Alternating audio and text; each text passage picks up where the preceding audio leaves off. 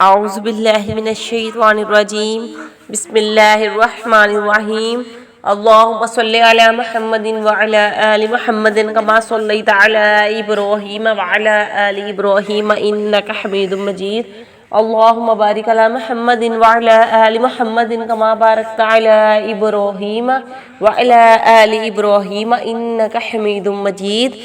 السلام علیکم ورحمۃ اللہ وبرکاتہ۔ امید کرتی ہوں کہ آپ سب لوگ خیریت سے ہوں گے۔ ناظرین، آج کا جو میرا وظیفہ ہے رجب المجرب کے مہینے کے حوالے سے ہے۔ اس مہینہ کی 25، 26 اور 27 یعنی 3 دن کا یہ عمل ہے۔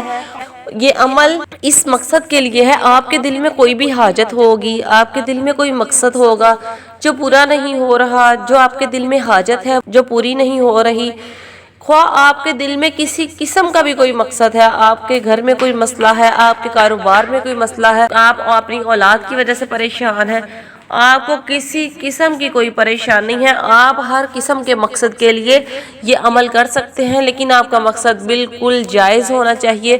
اگر آپ کی نیت اچھی اور مقصد جائز ہوگا تو انشاءاللہ تعالی اللہ تبارک تعالی آپ کا ہر قسم کا مقصد، آپ کی جائز حاجت پوری فرما دے گا۔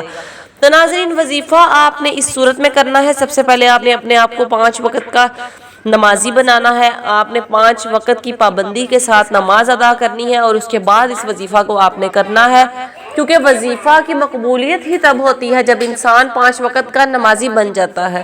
تو ناظرین، اللہ پاک پر بھروسہ کر کے آپ نے یہ عمل کرنا ہے، کیونکہ اللہ پاک پر بھروسہ کر کے جو عمل کیا جاتا ہے اللہ تبارک تعالیٰ اس عمل کو ضرور پورا فرماتا ہے۔ اس لیے آپ نے اللہ تبارک تعالیٰ پر بھروسہ کر کے اس عمل کو کرنا ہے۔ اللہ پاک آپ پر اپنا خاص کرم رکھے، اور آپ نے یہ نیت اپنے دل میں رکھنی ہے، جیسا کہ اللہ پاک قرآن پاک میں سورہ نساء میں ارشاد فرماتا ہے وَقَفَى بِاللَّهِ وَكِيلًا، اور اللہ ہی بہترین کارساز ہے۔ اللہ پاک کے سوا کوئی بھی انسان کی مشکل کو حل نہیں کر سکتا۔ اللہ پاک جسے چاہے جو چاہے نواز سکتا ہے۔ اس لیے آپ نے اللہ پاک پر بھروسہ کرنا ہے، اور آپ نے یہ بالکل بھی نہیں سوچنا کہ ہم دعا کرتے ہیں اور اللہ پاک سنتا نہیں ہے۔ اللہ پاک ضرور سنتا ہے۔ سورہ نساء کی آیت نمبر 58 میں اللہ پاک نے واضح طور پر ارشاد فرمایا ہے ان اللہ کان سمیعا بصیرا، بے شک اللہ پاک سننے والا اور دیکھنے والا ہے۔ اس لیے آپ قرآن پاک کو جھٹلا نہیں سکتے۔ آپ اس بات پر یقین کر کے کہ اللہ پاک ہی ہماری دعاؤں کو سنے گا اور قبول فرمائے گا، اس بھروسے پر آپ نے اللہ پاک پر چھوڑ کر اس عمل کو کرنا ہے۔ اللہ پاک آپ کی ہر قسم کی حاجت کو پورا فرمائے۔ تو چلتے ہیں وظیفہ کی طرف کہ وظیفہ کیا ہے اور آپ نے کس طرح کرنا ہے۔ ناظرین، اس سے پہلے جس میرے بہن بھائی نے ابھی تک چینل کو سبسکرائب نہیں کیا ہے، چینل کو سبسکرائب کر لیجئے، بیل آئیکن کا بٹن پریس کر لیں تاکہ ہر آنے والی ویڈیو آپ تک بآسانی پہنچ جائے۔ تو ناظرین، وظیفہ کچھ یوں ہے کہ آپ نے روزانہ دن میں کسی بھی وقت کسی بھی نماز کے بعد آپ نے اول آخر درود ابراہیمی پڑھنا ہے، اور درمیان میں آپ نے یہ آیت کریمہ 111 مرتبہ پڑھنی ہے، حسبنا اللہ ونعم الوکیل۔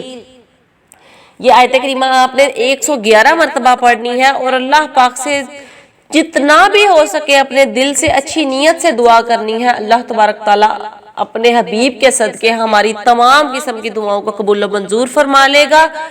تو ناظرین، آپ نے 1 مرتبہ درود ابراہیمی نہیں پڑھنا، ویسے تو آپ 1 دفعہ بھی پڑھ سکتے ہیں، لیکن 3 مرتبہ اول آخر درود پاک پڑھنے کی زیادہ فضیلت ہے، اس لیے آپ کا زیادہ وقت نہیں لگے گا، بہت ہی تھوڑا وقت لگے گا انشاءاللہ تعالی۔ تو آپ 3 مرتبہ درود ابراہیمی پڑھ لیجئے گا، اور وظیفہ کر کے آپ اللہ پاک سے دعا کیجئے گا انشاءاللہ تعالی۔ اللہ پاک آپ کی تمام دعاؤں کو قبول و منظور فرمائے گا۔ تو ناظرین، میری اس ویڈیو کو صدقہ جاریہ سمجھ کے زیادہ سے زیادہ شیئر کیجئے گا، اور مجھے بھی دعاؤں میں یاد رکھیے گا۔ جزاک اللہ۔